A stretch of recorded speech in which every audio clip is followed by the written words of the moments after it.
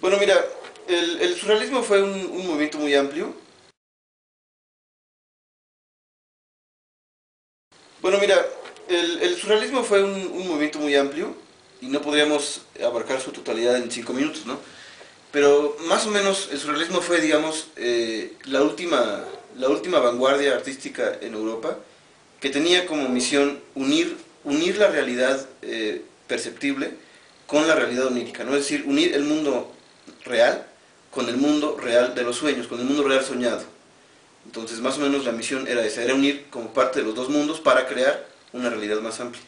Bien, es decir, unir lo subjetivo con lo objetivo. Sí, mira, el surrealismo ciertamente es paradójico, ¿no? Yo creo que por sus nexos con el dadaísmo, ciertamente el surrealismo tiene una intención de quiebre, ¿no? Quebrar la realidad puramente objetiva con toda la fuerza de la realidad construida en la arbitrariedad para así crear una suprarrealidad, ¿no? Que es de hecho el significado de la palabra surrealismo. Surrealismo quiere decir estar por encima del realismo, por encima de la realidad. Entonces, podemos decir que el surrealismo rompe para unir, o ¿de qué se habla? Sí, exactamente, mira, la gran misión del surrealista era la de sacar de la ecuación, sacar de la creación artística la razón totalizadora, ¿no? Al puro empirismo. Intentaba crear realidades superiores a la realidad por medio de relaciones arbitrarias, de relaciones simbólicas y secretas de los objetos, muy parecidas a las uniones que hace el subconsciente en el mundo onírico, en el mundo de los sueños.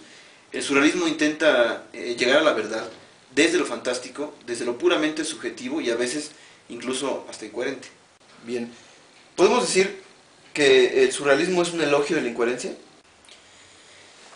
Sí, mira, sí y no. Te voy a decir por qué sí. Mira, es un elogio de la incoherencia porque solo a través de una ruptura contundente con los parámetros de la realidad podía fundarse una verdadera vanguardia, ¿no? Y no es un elogio de la incoherencia porque no se queda perdida en la locura por la locura, ¿no? Sino que sistematiza el conocimiento desde la libertad del pensamiento. Claro, es un movimiento libertario.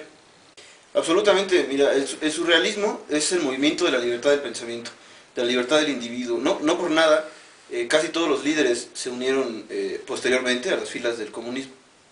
Bien, cuéntanos, ¿quiénes son los principales exponentes? Pues mira, hay muchos, no los recuerdo todos, pues están desde luego André Breton, su fundador, Paul Eluard en poesía, Max Ernst en pintura, Marcel Duchamp con esto del arte objeto, Antonin Artaud, teatro y poesía también, Benjamin Peret, Luis Aragón, incluso Octavio Paz aquí en México, ya un poquito más adelantado, pero estuvo tremendamente influenciado por el surrealismo, Cortázar también un poco, digamos ya el surrealismo más tardío, ya pegado aquí a Latinoamérica, y también desde luego Leonora Carrington aquí desde luego en México, en pintura y poesía, en literatura, que por eso no tiene mucho tiempo que murió. Muchos grandes artistas del siglo XX. Sí, sí, sí, el surrealismo permeó casi todo el siglo XX.